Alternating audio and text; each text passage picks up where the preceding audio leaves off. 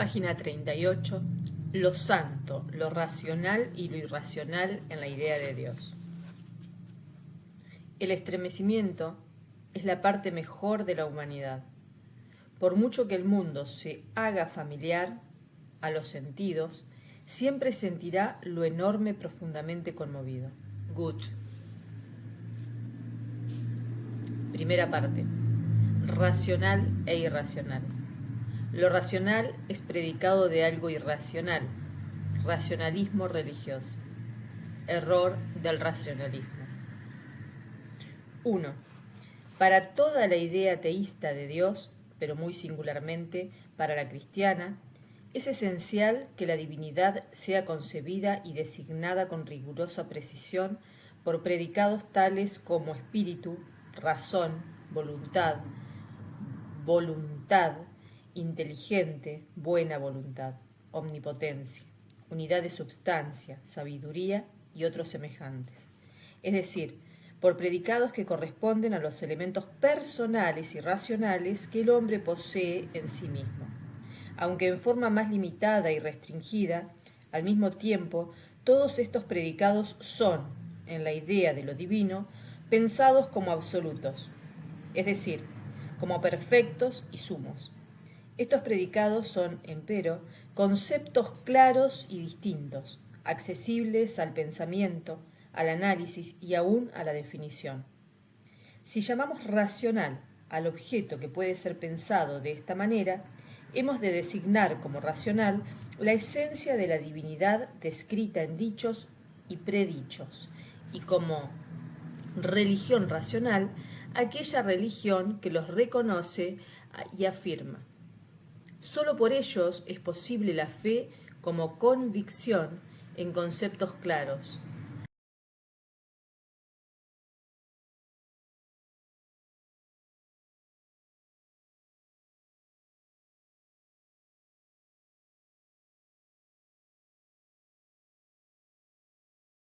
Opuesta al mero sentimiento.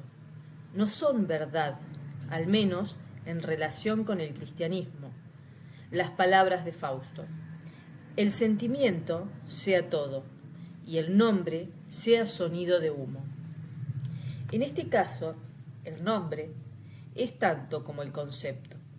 Justamente, una de las señales características de la altura y superioridad de una religión es, a nuestro juicio, que posea conceptos y conocimientos. Quiere decirse conocimientos de fe, de lo suprasensible, en conceptos como los citados y otros subsiguientes. Y un signo indicador muy esencial, aunque no el único, ni tampoco el principal, de la superioridad del cristianismo sobre otras formas y grados de religión es que dispone de conceptos de eminente claridad, transparencia y plenitud. Hemos de acentuar esto al principio con toda energía, pero enseguida hay que salir al paso de un equívoco que puede conducir a una visión parcial e incorrecta, y es la idea de que los predicados racionales, los sindicados y otros semejantes, apuran y agotan la esencia de la divinidad. Pueden dar ocasión a este equívoco el estilo, el caudal de conceptos que se usa el lenguaje religioso, el tono pedagógico de plásticos y sermones, y aún las mismas sagradas escrituras. En ellos el elemento racional ocupa el primer plano, incluso parece a menudo que lo racional lo es todo, pero que lo racional aparezca al primer término es cosa que se puede esperar de antemano, pues todo lenguaje, en cuanto consiste en palabras, ha de transmitir principalmente conceptos. Y cuanto más claros e inequívocos son estos conceptos, tanto mejor es el lenguaje. Pero aún cuando los predicados racionales están de ordinario en el término más visible, dejan tan inexhausta la idea de la divinidad que precisamente sólo valen y son para y en un algo irracional. Son sin duda predicados esenciales,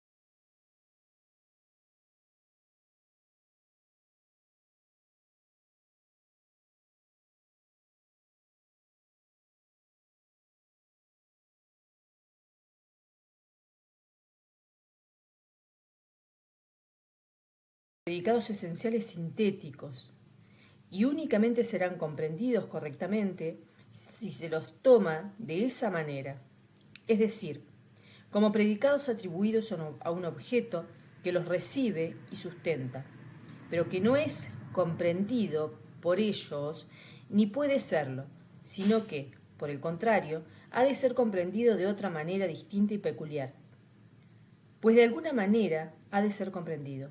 Si no lo fuera, no podría en general decirse nada de él. La propia mística no cree que sea totalmente incomprensible, aun cuando lo llama arretón, lo inefable, indefinible, pues entonces la mística debería considerar el silencio, pero precisamente ha sido la mística verbosa en extremo. 2.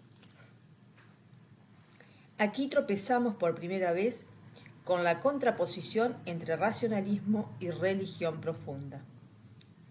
Este antagonismo y sus características han de ocuparnos con frecuencia, pero el carácter primero y sobresaliente del racionalismo, con el que se enlazan todas las demás, se presenta en este punto. Se ha dicho muchas veces que el racionalismo consiste en negar el milagro, mientras que la actitud contraria al racionalismo consiste en admitirlo. Semejante diferencia es notoriamente falsa, o al menos muy superficial. La doctrina corriente de que el milagro significa una ruptura momentánea de la cadena de las causas naturales por el mismo ser que las ha establecido, dueño y señor de ella, es tan groseramente racional como la que más. Con bastante frecuencia han admitido los racionalistas la posibilidad del milagro, en este sentido, y hasta la han construido a priori. En cambio, algunos no racionalistas decididos se han mostrado indiferentes al problema del milagro. La verdadera diferencia entre el racionalismo y su contrario es más bien una cualidad diferente en el modo y el temple o tono sentimental de la religiosidad misma. A saber, que en la idea de Dios el elemento racional predomine sobre lo irracional, o lo excluya por completo o al revés, que prepondere el elemento irracional. La afirmación frecuente de que la propia ortodoxia ha sido madre del racionalismo es, en parte, muy exacta, pero no simplemente porque en principio se propuso construir un dogma doctrinario. Los místicos más arrebatados han hecho lo propio, sino porque en la dogmática no encontró la ortodoxia ningún medio de respetar sin menoscabo el carácter irracional de su objeto, conservarlo vivo en la emoción religiosa. Y entonces, con evidente desconocimiento del mismo, racionalizó la idea de Dios por modo harto unilateral. 3. Esta tendencia a la racionalización sigue imperando aún hoy, y no solo en teología, también la investigación de mitos, el estudio de la religión de los pueblos primitivos y salvajes, el ensayo de reconstruir los rudimentos y comienzos de la religión, están sometidos a ella.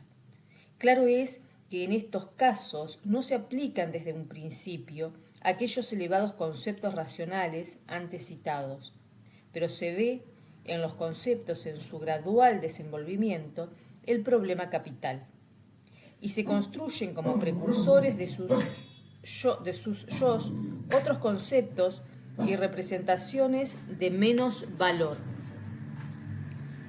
En suma, siempre se pone aquí la atención en conceptos y en representaciones que no son privativos de la esfera religiosa, sino que pertenecen también a la esfera natural de las representaciones humanas. En cambio, con energía y habilidad dignas casi de admiración, se cierran los ojos al carácter peculiar de la emoción religiosa, que actúa, ya en sus manifestaciones más primitivas, energía y habilidad mal aplicadas, porque si en alguna esfera de la vida humana existe algo que le sea específico y peculiar, y que, por lo tanto, sólo en ella acontezca y se presente, es en la religión. Esta verdad, en verdad, los ojos de los enemigos han visto con mayor perspicacia que lo de los muchos amigos de la religión o teóricos neutrales. En el partido de los adversarios se sabe muy bien que el alboroto místico nada tiene que ver con la razón. Ojalá sirva de saludable acicate el observar que la religión no se reduce a enunciados racionales. Si aislamos en su mayor pureza los dos elementos para establecer enseguida su recíproca relación con toda exactitud, acaso de esta manera la religión se haga luz sobre sí misma. Respecto al punto 3, debajo en aclaraciones, más exactamente en Otto Rudolf das Weful, GTU, capítulo 2, de Census Numinis als Geschichtlicher